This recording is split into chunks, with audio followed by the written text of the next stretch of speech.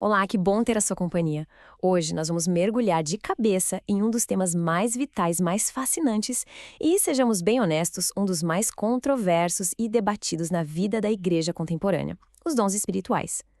Para nos guiar nessa jornada, nós vamos nos apoiar na obra sólida e profundamente pastoral do teólogo Sam Storms.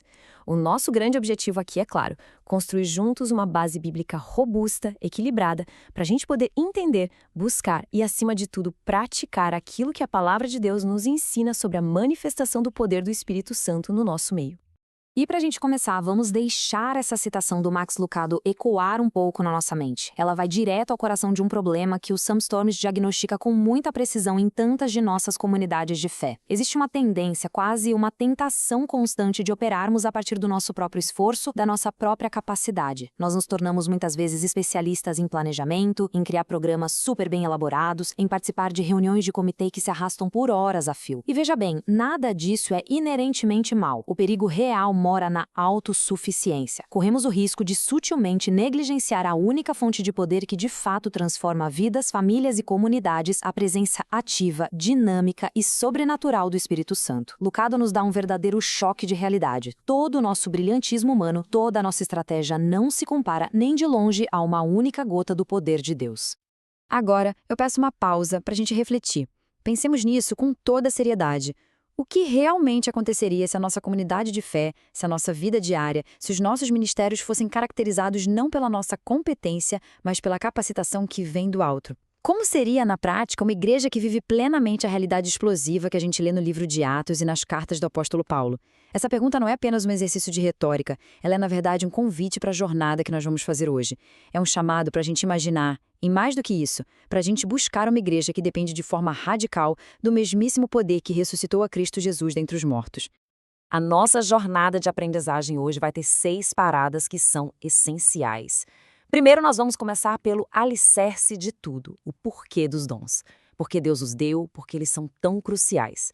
Depois, vamos entender como eles funcionam na prática dentro da dinâmica do corpo de Cristo.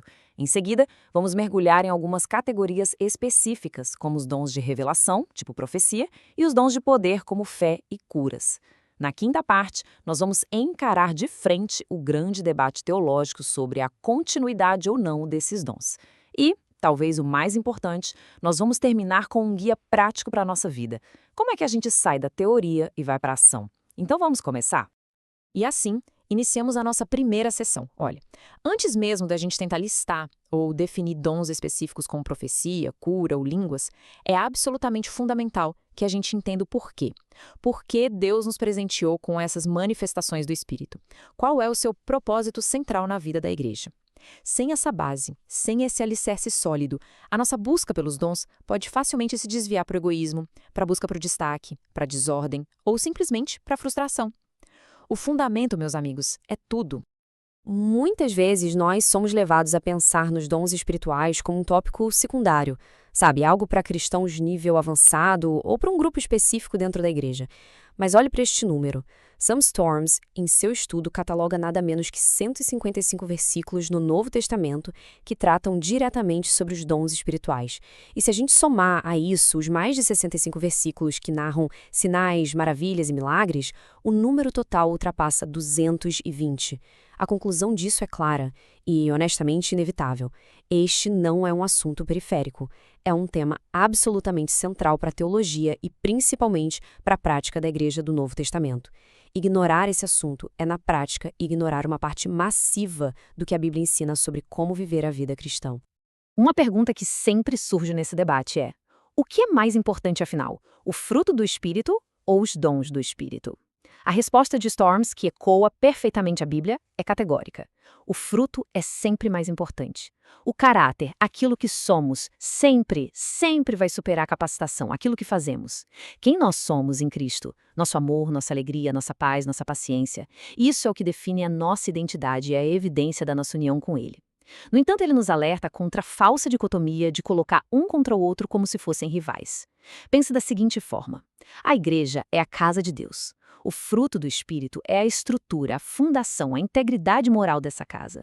Já os dons são as ferramentas elétricas que Deus nos dá para construir, para expandir e para consertar essa casa. Você não perguntaria o que é mais importante, a casa ou as ferramentas? Ambas são indispensáveis para a obra. Nós precisamos desesperadamente de um caráter santo e de um poder sobrenatural. Quando a Bíblia fala sobre poder no contexto dos dons, ela frequentemente usa a palavra grega dunamis, de onde vem a nossa palavra dinamite. Mas não se trata de uma força genérica, de uma energia abstrata. O apóstolo Paulo, em sua oração magnífica em Efésios, capítulo 1, define esse poder com uma precisão de tirar o fôlego. Ele ora para que os crentes possam compreender a sobreexcelente grandeza do seu poder sobre nós. E qual é a medida desse poder? Ele diz que a mesma força, a mesma energia que Deus exerceu em Cristo quando ressuscitou dos mortos. Pense nisso por um instante. A mesma energia que desafiou todas as leis da física e da biologia, que reverteu o processo de decomposição, que arrancou Jesus da sepultura e o exaltou ao trono do universo. Paulo ora para que essa mesma energia de dinamite espiritual opere em nós e através de nós no ministério da igreja. Não é uma versão light, não é um poder diminuído, é literalmente o poder da ressurreição à nossa disposição. Uma das maiores e mais gloriosas novidades da nova aliança é o que Sam Storms chama de a democratização do Espírito Santo. No Antigo Testamento, a capacitação do Espírito para o serviço era algo seletivo e muitas vezes temporário. Era para um grupo restrito, profetas, sacerdotes, reis, juízes. Mas em Pentecostes, a promessa do profeta Joel se cumpre de uma forma espetacular. O Espírito é derramado sobre toda a carne, sem distinção, homens e mulheres, jovens e idosos, servos e livres. As barreiras sociais são derrubadas.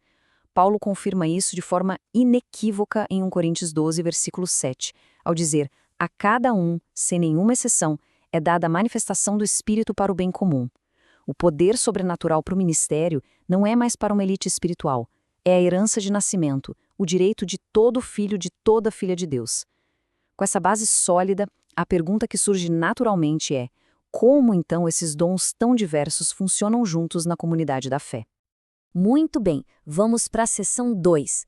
Agora que a gente já entendeu o porquê dos dons, que eles são a manifestação do poder da ressurreição disponível para todos nós, precisamos entender o como eles funcionam na comunidade. E aqui, em 1 Coríntios, capítulo 12, o apóstolo Paulo nos presenteia com a metáfora mais poderosa e esclarecedora para a igreja, a metáfora do corpo de Cristo. Ele usa essa imagem não apenas como uma bela ilustração, mas como um remédio divino para duas doenças espirituais opostas que até hoje afligem a igreja e impedem o fluir saudável dos dons de Deus.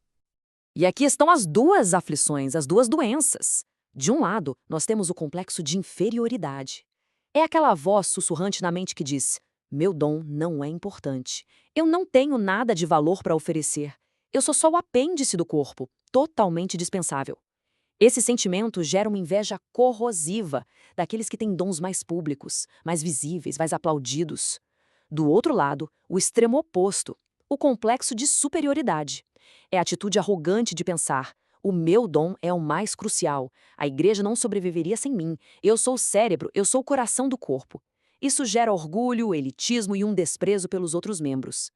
Ambas as atitudes, Paulo vai argumentar, nascem de uma profunda e trágica incompreensão sobre como o corpo de Cristo foi genialmente projetado por Deus para funcionar. A lógica que Paulo usa aqui é simplesmente brilhante, é irrefutável. Ele nos convida a fazer um exercício de imaginação.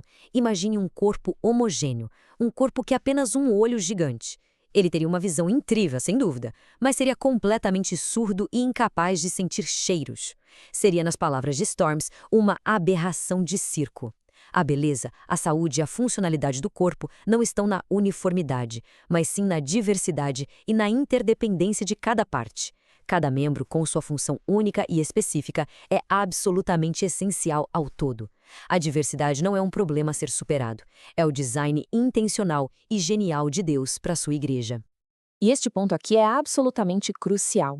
Paulo aprofunda o seu argumento falando das partes menos honrosas e não apresentáveis do corpo.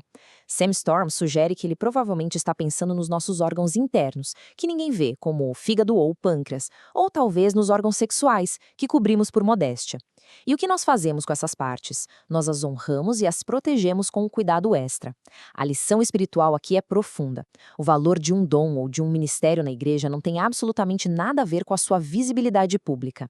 O dom de intercessão exercido de joelhos num quarto de oração, o dom de serviço manifestado na limpeza do banheiro da igreja, o dom de misericórdia praticado numa visita silenciosa a um doente, esses dons são tão vitais para a saúde do corpo quanto o dom de pregação exercido do púlpito no domingo. Deus honra o que é feito nos bastidores. E essa citação do Sam Storms amarra tudo de forma perfeita. O antídoto final, tanto para a inferioridade quanto para a superioridade, é entender onde está a nossa verdadeira identidade. Ela não está no dom que possuímos, seja ele espetacular ou discreto. A nossa identidade, o nosso valor, está em sermos filhos e filhas amados de Deus, por estarmos em Cristo. Quando a gente entende que o nosso valor é imutável e está seguro nele, nós somos libertos. Somos libertos do orgulho de ter um dom impressionante e somos libertos da vergonha de ter um dom que parece simples demais. Quando a nossa identidade está segura em Cristo, a inveja e o orgulho perdem a sua força. Nós passamos a nos ver como um corpo diverso, onde cada parte é única e essencial. E isso nos libera para servir uns aos outros com alegria e gratidão. Agora, vamos analisar alguns desses dons de forma mais específica, começando com um dos mais controversos, a profecia. Entramos agora numa área que, sabemos, gera muito debate e às vezes até desconforto, o dom de profecia. É inegável a sua proeminência no Novo Testamento.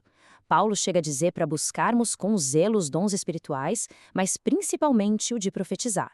Mas também é inegável a controvérsia que o cerca. Nosso objetivo aqui não é ganhar um debate teológico, mas, com base em 1 Coríntios 14 e nos estudos de Storms, construir um entendimento bíblico equilibrado e prático deste que é um dos mais poderosos dons de revelação.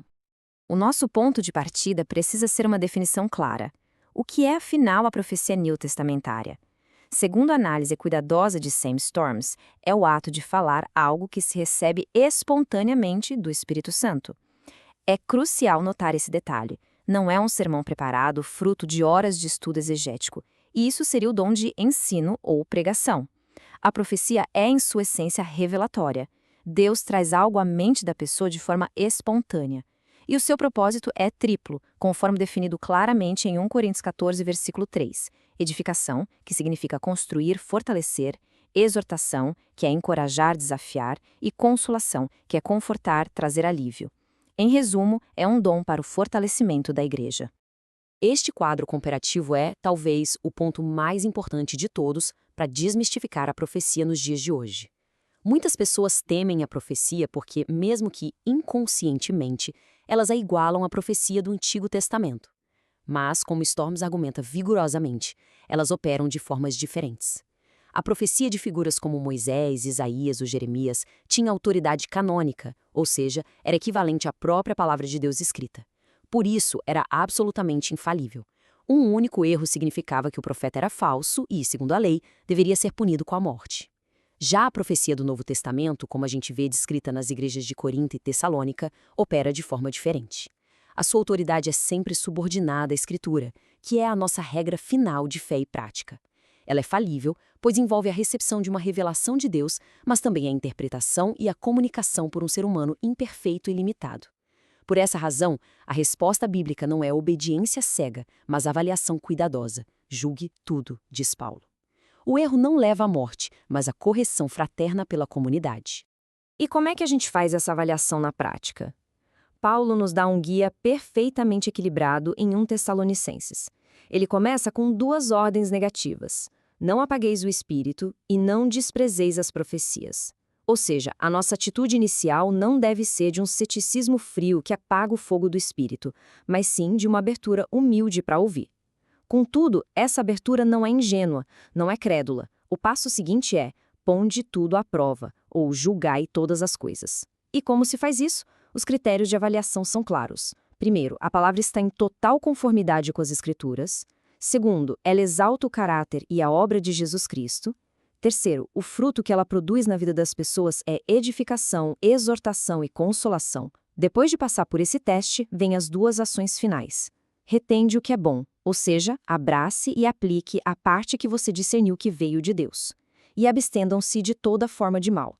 Descarte com firmeza aquilo que é meramente humano, errôneo ou prejudicial. Esse processo nos protege do engano e da confusão, e permite que a profecia, praticada biblicamente, se torne o que Deus planejou, um presente maravilhoso para edificar, encorajar e consolar a igreja. Agora, vamos passar dos dons de revelação para os dons de poder. Chegamos à nossa quarta sessão, onde vamos abordar os chamados dons de poder, o dom da fé, os dons de curas e a operação de milagres. Estes são talvez os dons que mais geram fascínio e, ao mesmo tempo, os que mais geram questionamentos e até profundas decepções. A nossa meta aqui é desmistificá-los, buscando um entendimento que honre o poder sobrenatural de Deus e que, ao mesmo tempo, nos prepare para lidar com os mistérios da sua soberania em um mundo que ainda geme sob os efeitos da queda. Primeiro, o dom da fé. É absolutamente crucial que a gente faça uma distinção aqui. Não estamos falando da fé salvadora, que é o dom que todo crente recebe para ser justificado diante de Deus.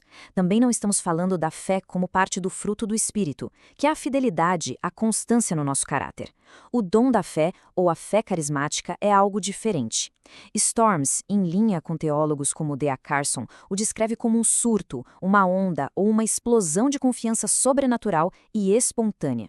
É uma certeza repentina, dada pelo Espírito Santo em uma situação específica de que Deus vai agir de uma maneira particular, mesmo que não haja uma promessa bíblica explícita para aquela situação exata. É a fé para crer em um milagre específico, em um momento específico, para uma pessoa específica. Agora vamos falar sobre a cura. E aqui, a língua original grega nos dá uma pista teológica fundamental. O texto, em todas as 3 vezes que menciona esse dom em 1 Coríntios 12, não fala de dom de cura, no singular, mas de dons de curas. No grego, charismata e amaton, um duplo plural. Qual a implicação disso? É algo profundo. Storms argumenta que isso corrige a ideia popular e muitas vezes perigosa de que uma pessoa tem o dom de cura, como se fosse uma habilidade residente, um poder que ela controla e pode usar quando quiser. A linguagem precisa de Paulo sugere algo muito diferente. O Espírito Santo distribui soberanamente diferentes manifestações de cura, dons, no plural, para diferentes enfermidades, curas, no plural, através de diferentes pessoas em diferentes momentos. Isso nos protege do personalismo, do estrelato ministerial e nos lembra constantemente que a cura sempre flui da soberania do Espírito e não da habilidade ou da fé de um indivíduo. Esta é, sem dúvida, a pergunta mais difícil, mais dolorosa e pastoralmente mais sensível de todas. Por que oramos com fé, às vezes com o dom da fé operando, e ainda assim a cura não acontece? Sam Storms, com muita sabedoria pastoral, nos ajuda a navegar por essa questão tão complexa sem nos dar respostas simplistas ou cruéis. Ele levanta algumas possibilidades bíblicas. Às vezes, pode haver pecado não confessado que impede a cura, como Tiago capítulo 5 parece sugerir. Em outros casos, a própria pessoa enferma pode não desejar ser curada, por razões psicológicas complexas. Mas, em última análise, a razão pode repousar na vontade soberana e misteriosa de Deus, que não nos é plenamente revelada nesta vida. O próprio apóstolo Paulo tinha um espinho na carne, orou 3 vezes para ser livre. Mas a resposta de Deus foi: "A minha graça te basta." O ponto crucial é este. A ausência de cura nunca deve ser motivo para condenação ou culpa. Pelo contrário, deve ser um chamado à perseverança na oração e à submissão humilde à sabedoria de um Deus que é sempre bom, mesmo quando não entendemos os seus caminhos. Os dons de poder nos convidam a uma vida de fé expectante, mas também de profunda humildade. Chegamos agora a uma das maiores e mais antigas controvérsias teológicas sobre os dons. Eles cessaram com a morte do último apóstolo ou eles continuam até hoje?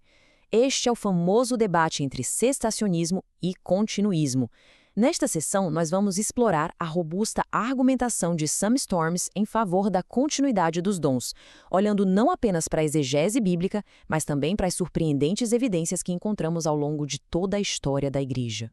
Uma das principais alegações da teologia cessacionista é que os dons miraculosos desapareceram após o 1º século. No entanto, Sam Storms demonstra que a história da Igreja conta uma história bem diferente. Dê uma olhada nesta linha do tempo. Já no século II, pais da Igreja como Justino Mártir e Irineu descrevem profecias e curas como realidades presentes e normais em suas comunidades. No século IV, o grande Agostinho de Hipona, que a princípio era cessacionista, mudou radicalmente de ideia ao testemunhar e documentar dezenas de milagres em sua própria diocese. A chama continua na Idade Média com figuras como Francisco de Assis, passa pela Reforma Protestante, pelos avivamentos de John Wesley no século XVIII e chega até mesmo ao púlpito do príncipe dos pregadores, o famoso batista Charles Spurgeon, que relatou em sua autobiografia momentos de revelação sobrenatural durante os seus sermões. A história não mostra um hiato, um vácuo, mas sim uma continuidade, por vezes mais fraca, por vezes mais forte, da obra carismática do Espírito ao longo dos séculos. E para reforçar esse ponto histórico, temos aqui uma citação de Don R. Carson, um dos teólogos reformados mais respeitados do nosso tempo, que não se identifica como carismático ou pentecostal. Mesmo assim, ele admite que a evidência histórica é forte demais para ser simplesmente ignorada. Insistir por razões puramente doutrinárias que todos os milhares de relatos de dons ao longo da história são falsos, demoníacos ou meramente psicológicos é, nas palavras dele, fútil. Isso nos mostra que a evidência histórica é reconhecida até mesmo por aqueles que não partem de um pressuposto continuista, o que torna o argumento ainda mais forte. Agora, vamos ao principal argumento bíblico do debate. O texto-chave é 1 Coríntios 13, versículos 8 a 12. Paulo diz que profecias, línguas e o dom de conhecimento passarão quando vier o que é perfeito. A posição cessacionista tradicional argumenta que o perfeito se refere à conclusão do cânon do Novo Testamento. Ou seja, quando o último livro da Bíblia foi escrito, os dons cessaram. Mas, como Storms aponta de forma muito convincente, o contexto do próprio texto torna essa interpretação muito improvável. No versículo 12, Paulo descreve o que acontece quando o perfeito chega. Nós veremos face a face e conheceremos como também sou conhecido. Essa linguagem não descreve a chegada de um livro, por mais perfeito e inspirado que ele seja. Ela descreve perfeitamente a nossa experiência na segunda vinda de Cristo, quando o veremos em toda a sua glória. Até esse dia chegar, nosso conhecimento é parcial, nós vemos por espelho em enigma. E é exatamente para este tempo presente e parcial que os dons como profecia e línguas foram dados como auxílios. Eles cessarão sim, mas apenas quando a realidade plena chegar. A chama do Espírito nunca se apagou. E assim chegamos à nossa sessão final e talvez a mais esperada por todos. Nós já passamos pelo o quê e pelo porquê dos dons. Agora a pergunta crucial é: e agora? O que eu faço com tudo isso? Como que a gente sai da teoria, do conhecimento e vai para a prática? Como podemos descobrir, cultivar e utilizar os dons que o Espírito Santo soberanamente distribuiu a cada um de nós para a edificação da igreja? O nosso foco agora é mover o conhecimento para a ação. Muitos de nós, em algum momento da caminhada cristã, já fizemos aqueles testes ou inventários de dons espirituais. Sem Storms não diz que eles são inúteis, mas aponta um perigo real. Focar excessivamente na pergunta qual é o meu dom pode nos levar a uma espécie de introspecção paralisante. A gente fica tão focado em se autodiagnosticar, em se analisar, que acaba não agindo. Pior ainda, essa mentalidade pode se tornar uma desculpa conveniente para a passividade. Eu adoraria ajudar naquela situação, mas esse não é o meu dom. Nós precisamos de uma mudança radical de perspectiva. E aqui está a brilhante, simples e libertadora mudança de paradigma que Sam Storms propõe. Em vez de começar olhando para dentro, para o nosso próprio umbigo espiritual, comece olhando para fora. A pergunta principal não deve ser qual é o meu dom, mas sim quem ao meu redor está em necessidade. A necessidade do meu irmão, da minha irmã, do meu próximo é o convite de Deus para a ação. E é na resposta a essa necessidade, em amor, que o Espírito Santo nos capacita, ativa e muitas vezes revela os dons que Ele já nos deu. O dom não existe para nossa autodescoberta, ele existe para o serviço ao outro. Esse guia torna tudo muito concreto e prático. A lógica é extremamente simples. A necessidade dita a ação. Você vê uma pessoa na sua igreja ou no seu círculo de amizades passando por dificuldades financeiras. Isso é um chamado. Comece a orar e a agir. E talvez você descubra que o Espírito te deu o dom de contribuição. Você encontra um amigo desanimado, lutando contra um pecado específico. Não se omita. Peça a Deus uma palavra de sabedoria ou de encorajamento para essa pessoa. E você pode estar exercendo o dom de exortação ou até mesmo de profecia. Alguém tem uma dúvida genuína sobre a Bíblia e não sabe por onde começar? Ao se dispor a estudar junto e ajudar, você pode descobrir que tem o dom de ensino. Você percebe uma atmosfera de opressão espiritual na vida de alguém? Isso é um convite para exercer a autoridade que temos em Cristo e orar por libertação. A descoberta dos dons não é um processo passivo de introspecção, mas uma aventura ativa de amor ao próximo. Haja primeiro e depois pergunte a Deus qual dom foi esse.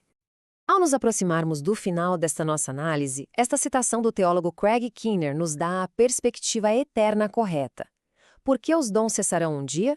Não é porque eles são imperfeitos ou inúteis agora. Pelo contrário, eles são vitais para a igreja nesta era. Eles cessarão porque são como as luzes de velas em uma sala escura. Elas são absolutamente essenciais enquanto a noite dura. Mas quando o sol da justiça, o próprio Jesus Cristo, retornar em glória, as velas se tornarão desnecessárias. Não porque eram fracas, mas porque a luz plena e perfeita finalmente chegou. Os dons são provisões para a jornada, mas eles apontam para a glória do nosso destino final, onde não precisaremos mais deles, pois teremos o próprio doador dos dons face a face. E assim, nós concluímos com esta pergunta que nos leva de volta ao ponto de partida. Ela serve como um espelho para as nossas vidas e para as nossas comunidades, em que nós estamos realmente confiando. Na nossa capacidade de organizar, planejar e executar, ou no poder imprevisível, soberano e transformador do Espírito Santo. A Bíblia nos chama a buscar zelosamente os dons, não por espetáculo ou para benefício próprio, mas por um propósito muito claro, a glória de Deus e a edificação do corpo de Cristo. Que esta reflexão nos impulsione a sermos uma igreja que anseia, que busca, que depende desesperadamente demais da presença e do poder de Deus em nosso meio. Muito obrigado pela atenção. Para quem deseja se aprofundar, as obras de Sam Storms, Wayne Grudem e Craig Keener são recursos simplesmente indispensáveis nesta jornada de descoberta.